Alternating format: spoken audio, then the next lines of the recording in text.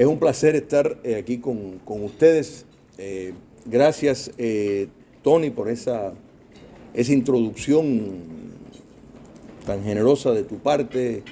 Y quiero que sepas que te admiro. Te lo he dicho en privado, eres un caballero, un historiador de primera, con un conocimiento de datos impresionante. Valoro tu amistad y tu patriotismo de tantos años. Igual que muchos de ustedes y que realmente cada vez que vengo acá es como estar en una reunión familiar. ¿Se escucha bien? Sí. Es como estar en una reunión familiar y eso pues le permite a uno el lujo de estar un poquitico más suelto, más informal. Así que voy a aprovechar eso. El tema que Tony fue el de la idea. Yo estaba cifrando y yo dije, no sé, Tony, mira, pienso esto. Y me dijo, ¿qué te parece esto? Y yo le dije, coño, magnífico. Porque yo creo que acción y pensamiento unidos, o sea, yo lo veo como algo inseparable. Y el tema de la vigencia, no estudiar al maestro como un fenómeno, que es un fenómeno extraordinario, histórico, sino la vigencia, la relevancia que tiene para nuestros días. Mucho más de lo que muchos piensan. Es más, me atrevo a decir que tiene más vigencia hoy que en la propia época de Martí. El maestro escribió más de 3 millones de palabras. O sea, que hay un terreno bastante extenso para excavar y tratar de precisar dónde es que, o sea, en determinados puntos está el apóstol en determinados factores. Sin embargo, pues hay por medio de escritos, documentos políticos, ensayos, cartas, las ediciones de Patria, tenemos una idea. Se destacan el manifiesto de Montecristi, las bases del Partido Revolucionario Cubano, como les dije, Patria. Pero hay algo que se ha destacado, que lo han mencionado, sin embargo, nos deja ver una parte de Martí que yo creo que debería de ser, y es ahí donde está lo más importante en la vigencia de hoy. Y eso es el artículo de Martí en reacción, o sea, la reflexión crítica al ensayo o libro pequeño de Herbert Spencer. Y me refiero a la futura esclavitud. Martí escribe ese artículo de más o menos 2.500 palabras, no en un tono original, sino basado en la obra del ensayo extenso o libro pequeño, depende cómo lo quiera mirar, de Spencer, que su obra tenía más de 100.000 palabras. O sea, menciono los números de las palabras para poner en contexto. Spencer escribió en 1884 este ensayo donde desglosa por qué el socialismo y el comunismo, o sea, él lo reconoce igual que el propio Marx como un fenómeno sinónimo, o sea, no había diferencia. ¿Por qué no funcionaba? ¿Por qué no servía? Fíjate si tuvo reacción que ¿cómo se llama esto? El yerno de Marx, Paul Lafargue, un cubano, escribió en un artículo más largo que el de Martí, atacando a Spencer por lo que había escrito. Porque Spencer realmente entró en diferentes aspectos de muchas corrientes y Martí recogió entre ellas la de un personaje llamado Henry George, que era un economista y un periodista muy conocido que escribió un libro, Progreso y Pobreza, en 1879, unos años antes, donde como economista estaba desarrollando una tesis económica que era para justificar la confiscación de la propiedad por el Estado, pero lo hacía de una manera muy sutil, muy engañosa, basado en ponerle un impuesto a propiedad, a la tierra que no estaba produciendo nada, con el fin de ayudar a los que menos tenían y haber traslados de propiedad. En fin, Martí se refiere a Henry George en su artículo respondiendo, o sea, en esa reflexión sobre lo de el ensayo o libro de Herbert Spencer. Y lo importante de esto es que nos deja ver cómo Martí, o sea, pudo no solo en la figura de Karl Marx hacer la crítica que hizo, sino en una serie de formatos y esquemas del socialismo que en el caso de lo que estaba proponiendo Herbert George, que se llamaba Georgism, o sea, si lo buscan, que más bien es una tesis, de nuevo, que tenían un gran seguimiento incluso entre personas que no eran socialistas, porque lo veían. Él tomó, igual que Marx, cierta tesis de Adam Smith económica, pero la meta era llegar a la nacionalización de la tierra. Entonces lo hace con un diseño de un sindicalista, en fin, una elaboración interesante, sobre todo en la forma subversiva y cínica de que lo hacía, disfrazando lo mismo que quería Marx, pero menos chocante. O sea, y apelando más a las emociones y menos al intelecto. Martí, pero le voy a dejar el papel allá. Espera. No le dije que iba a ser informal.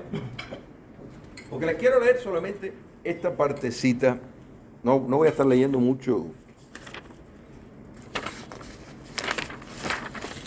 Por ejemplo, de lo que dice del artículo de Martí, todos conocemos la parte de ser siervo de sí mismo, pasaría el hombre a ser siervo del Estado, de ser esclavo de los capitalistas, como le llama ahora, iría a ser esclavo de los funcionarios. Todos conocemos esa parte porque eso es el extracto del artículo de Martí, repito, en reacción, porque muchas personas piensan que Martí lo escribió esto de la nada. No. Él era basado en ver la obra de Spencer, que fue un crítico formidable del socialismo. Se hizo un estudio profundo. Entonces Martí continúa. Henry George, o sea, lo nombra, anda predicando la justicia de que la tierra pase a ser propiedad de la nación. Y la Federación Democrática, que era el mecanismo que el señor George estaba engendrando, anhela la formación de ejércitos industriales y agrícolas conducidos por el Estado, grabando con más cargas para atender a las nuevas demandas. Las tierras de poco rendimiento vendrá a ser nulo el de estas y a tener menos frutos la nación, a quien en definitiva todo viene de la tierra, y a necesitarte que el Estado organice el cultivo forzoso. Semejantes empresas aumentarían de terrible manera la cantidad de empleados públicos ya excesiva. Con cada nueva función vendría una casta nueva de funcionarios. Fin de cita. O sea, Martí está atacando sabiamente esta maniobra del señor Henry George, que repito, su libro fue muy popular, fue publicado en 1879, no había socialista que no lo había leído, incluyendo Marx. Entonces Martí va al meollo, y lo más relevante de todo esto, porque nosotros ahora podemos hacer un juicio sobre el comunismo, socialismo, porque tenemos la evidencia empírica de que fue una desastre, pero bueno, iba a ser con M. O sea, que no servía para nada. Sin embargo, Martí vivió en el momento del gran apogeo del socialismo, donde todavía estaban compitiendo las tendencias, donde tenía Marx, que por un lado decía que el socialismo de él era el verídico porque era científico, que todos los otros eran unos brutos, unos soñadores y que no tenían la esencia. Porque recuerden que el concepto de marxismo, eso lo inventa Engels. O sea, ese fue Engels el que promovió eso. Pero en este terreno de competencia, ahí estaba el señor George, con gran influencia, era norteamericano y Martí no perdió de vista todo esto y en este desglose nos deja ver su repudio a el socialismo, porque si él está, que en efecto dice que coincide y aprueba y está de acuerdo con Spencer, bueno, tienes que leer el ensayo de Spencer y te das cuenta que Spencer le ha dado ahí con el látigo por todos lados y dice por qué el socialismo no sirve. Los socialistas lo odiaban por la manera, fíjate que nada menos el yerno de Marx, en nombre de Marx, pues lo agrede, repito, con un ensayo más grande que el de Martí. La importancia de esto es fundamental porque todo proceso político es dinámico. Nosotros estamos viendo manifestaciones del marxismo ahora que predominan en la cultura. De nuevo, esto tampoco es, vemos las manifestaciones ahora, pero esto no es nuevo. O sea, esto en 1919, George Lukács, el marxista húngaro, promovió la sexualización de los menores porque entendía que eso iba a destruir la familia. En el poco tiempo que estuvo la República Socialista de Hungría, él fue el ministro de Educación. O sea que eso fue un concepto y podemos decir que él es en sí el padre del marxismo cultural porque fue el primero en poner un plan de acción directamente con cosas que estamos viendo ahora, cosas que estamos viendo. Gramsci lo identificó igual que los marxistas alemanes del colegio de Frankfurt. O sea, por cómo la cultura es importante y el tiempo ha cambiado la noción de víctima.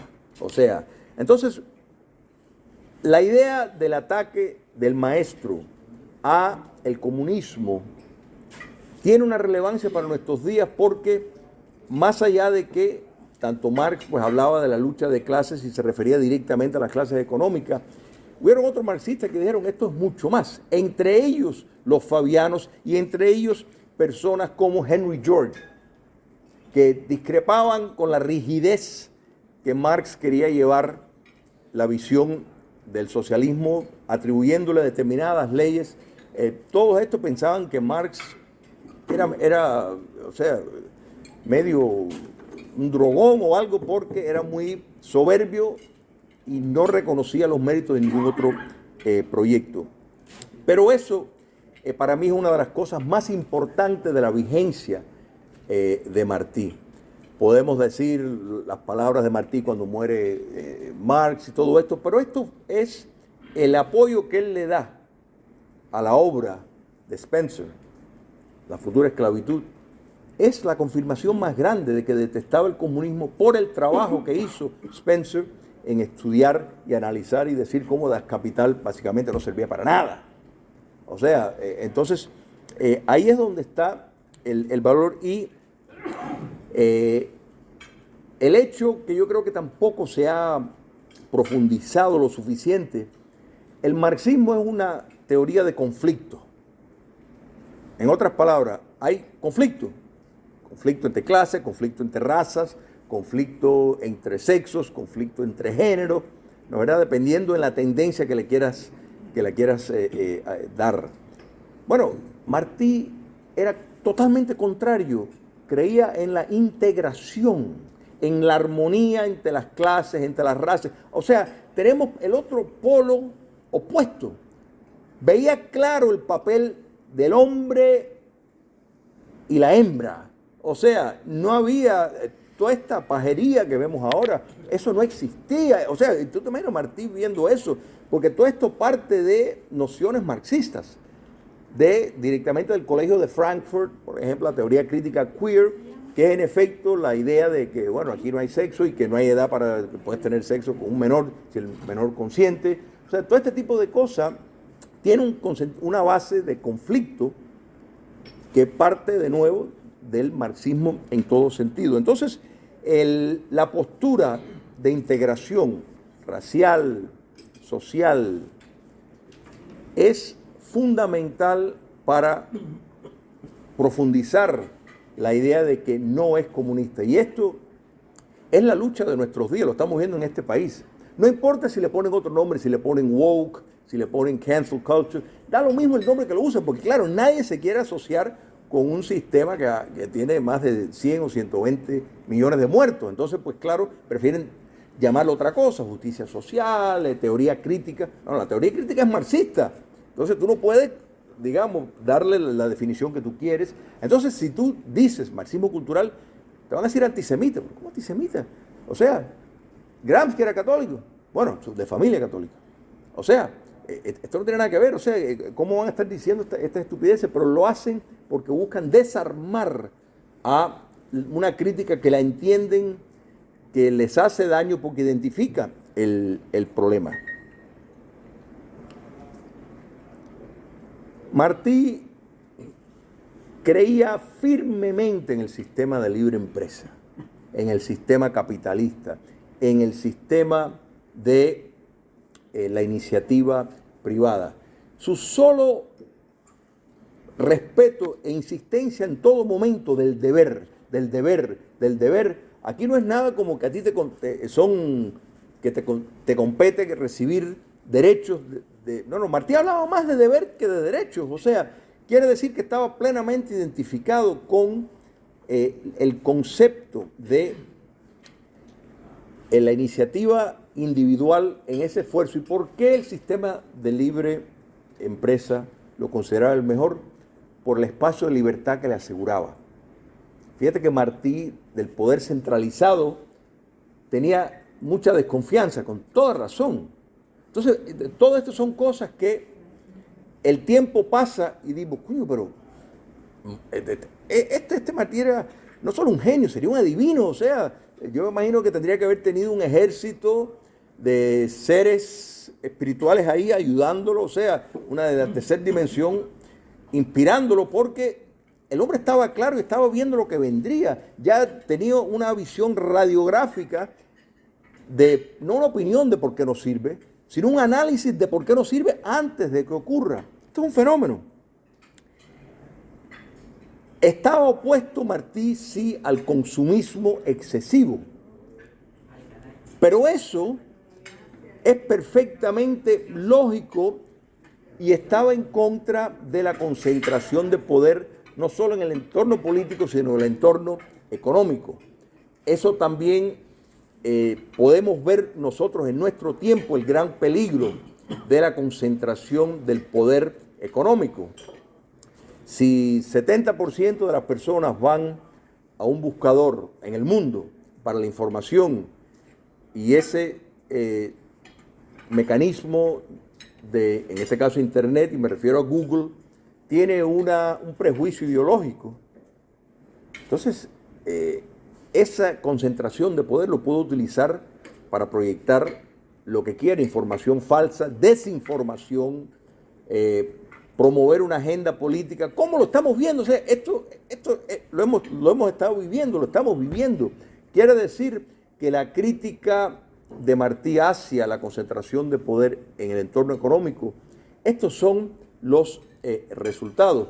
La idea de la competencia, Martí la veía muy bien. Martí estaba a favor del libre comercio, pero estaba a favor porque consideraba que bajaba el precio de los productos, pero siempre, fíjate que Martí en cuanto a economía no le dedicó tanto tiempo. ¿Por qué? Porque Martí lo primero era lo ético.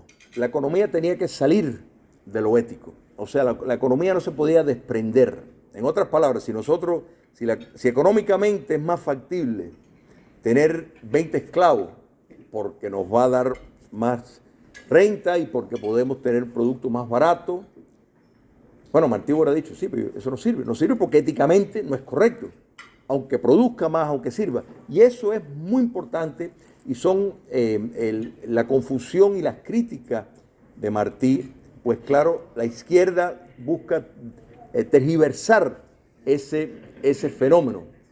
Pero Martí creía en la propiedad privada por los espacios que le buscaba. El factor de creer en un orden trascendental. Esto es más relevante hoy que en otro momento porque esa ausencia la vemos más hoy que en otro momento. O sea, una sociedad abierta con un gobierno de consensuado, autogobierno, requiere de una sociedad virtuosa, requiere de unos ciudadanos que tengan cierto comportamiento, porque si se lo das a unas turbas, has pactado para morirte. O sea, eso no es la idea. Entonces, un orden trascendental, en otras palabras, creer que hay otra vida superior, creer que hay un Dios, creer que hay derechos preeminentes, o sea, derechos que están antes del hombre, o sea, que el hombre no los puede tocar, como es el derecho natural, como es la libertad, es fundamental, porque si abrazas esa noción, entonces ya tú estás viendo que el humano es pecador, defectuoso, y le vas a poner límites al daño que puede hacer. Esto es muy importante porque corrientes materialistas, como la que promovió Marx, Rousseau, veían y decían todo lo contrario, que el humano es perfecto y lo que lo contamina son las instituciones, como la religión, como creer que hay otra vida. Entonces, es todo lo opuesto y eso lo vemos hoy y es lo que está en movimiento y es lo que facilita la destrucción de sociedades abiertas y sistemas de autogobierno. Martí, en todo lo que escribía, por ejemplo, sobre Ralph Waldo Emerson, el ensayista estadounidense trascendentalista, tú te das cuenta que Martí entendía perfectamente que esta estadía acá en la tierra era temporal, que había otra vida eterna. O sea, está en las líneas de Platón, de Sócrates, de San Agustín, de Santo Tomás de Aquino. La noción del derecho natural, que empezó con los griegos, pero el cristianismo fue quien lo perfeccionó. No podemos hablar de libertades ni de sistema democrático sin la noción de la ley natural y el derecho natural. Martí creía en eso totalmente. Fíjate que el concepto de libertad y la libertad es lo que él más hablaba. O sea, él no estaba buscando promover sistemas con particularidades. Él buscaba lo que más funcionaba dentro del respeto y la conservación de la libertad para los ciudadanos. Y no era iluso y veía los defectos de las personas y sabían las debilidades de los humanos, los límites de los humanos. Sin embargo, la libertad había que preservarla y más bien luchar para tener las condiciones que la libertad se pueda seguir desarrollando. Martí era justiciero. Este es otro concepto que tenemos, era parte de su ética. Fíjate que él abogaba por el perdón, pero perdón con el arrepentido. Perdón con el que deja de actuar mal. Cuidado. Ahí está siguiendo la línea de alguien que él mencionó mucho, que es Cristo y la cruz. Él abraza la cruz. Y podemos decir que el mundo, ¿qué símbolo tiene del cristianismo? La cruz. O sea, ponte a pensar eso. Un sistema de tortura que engendraron los romanos para morir atrozmente, asfixiado después de ser torturado, y estaba puesto ahí para promover terrorismo de Estado y causar ese temor entre la población. Ese es el símbolo que hemos adoptado. Y Martí constantemente lo veía como algo enaltecedor. Él no tenía que estar yendo a la iglesia todos los domingos. Él lo llevaba adentro. Y fíjate que en todos sus pronunciamientos, y los más destacados a que se refiere a la guerra, el manifiesto de Montecristi, las bases del Partido Revolucionario, en los artículos de Patria. Él habla de la guerra, había que llevarla, ojalá se hubiera podido evitar. Y abrimos los brazos al adversario siempre y cuando cambie su conducta y se convierta a nuestro lado. De lo contrario es un enemigo y le vamos con todo. Está promoviendo la guerra justa de San Agustín. Está promoviendo el tiranicidio de Santo Tomás de Aquino. Martí los leyó, lo entendía. Entonces esto es lo que hace falta en nuestros días. Lamentablemente los enemigos sí creen en una guerra total, pero vemos los defensores de la libertad que no toman los pasos concretos, decisivos y fulminantes contra los enemigos de la libertad. Respetan unas reglas de juegos que no existen, que los enemigos no la están practicando. Entonces el regirte por determinadas reglas, y me defiendo ya en países democráticos, pero podemos también decir en la guerra, y sí, estamos en guerra con el castrocomunismo, estamos en guerra con el comunismo internacional. No podemos pretender y decir, no, son visiones. No, todo el mundo puede tener una visión, pero cuando la idea se convierte en una acción y esa acción produce crímenes de lesa humanidad, se acabó el cuento. Se acabó el cuento y hay que hacer todo para rescatar la libertad. ¿Qué es lo más importante? Es la esencia martiana. El nacionalismo. Martí era americanista, panamericanista, pero era nacionalista, entendía que podemos confraternizar, pero Martí entendía bien el tribu de donde él venía. ¿Y por qué esto es importante para nuestros días? Porque el nacionalismo es uno de los frentes más importantes. O sea, el apego a la nación es lo que nos identifica y es una herramienta para luchar contra estas corrientes que quieren centralizar el poder por medio de fenómenos abstractos, banderas que no tienen nada que ver con nada, que son una serie de coloritos ahí. ¿Qué es eso? ¿Promueven qué? ¿De qué están hablando? La idea es destruir la nación, destruir la familia, destruir a Dios. Esto es claro. ¿Por qué? Porque así tienes especies que son más fáciles de controlar. Entonces buscan la división para que tú te sientas como que no perteneces a nadie, no tienes familia, no tienes patria, no perteneces a una clase, o sea, eres nada, es más, puedes ser el género que, no sé, o hasta si quieres que eres un conejo un día, después otro día un águila, después otro día un hombre, después otro día una mujer. Esto es una locura.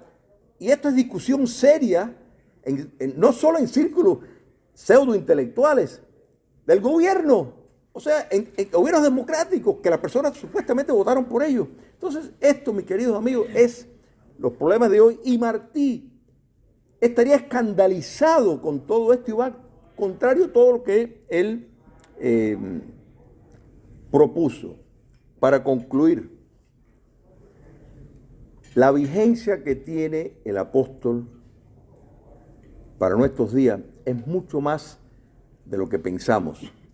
Yo creo que eso, tenemos que insistir en eso cuando caiga la dictadura castrista y aplicar lo que hubiera aplicado Martí.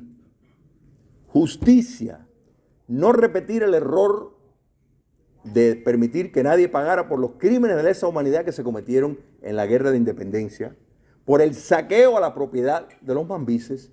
O sea, no podemos repetir ese error. Pero en nuestros tiempos, directamente, regímenes totalitarios que no se desenraizan, o sea, se sacan de raíz por medio de justicia transicional, por medio de procesos de descomunización, por medio de prohibir que determinadas personas ocupen puestos como profesores, como políticos, como jueces, por su conexión con un partido asesino que fue una maquinaria de guerra. Si no hacemos eso, mi querido amigo, no va a valer la pena todo el sacrificio. Y esa es la aplicación de Martí. Por eso, Martí, como pasado, es para aprender, pero para aplicar en el momento que estamos viviendo. Muchas gracias. Magnífico. Magnífico.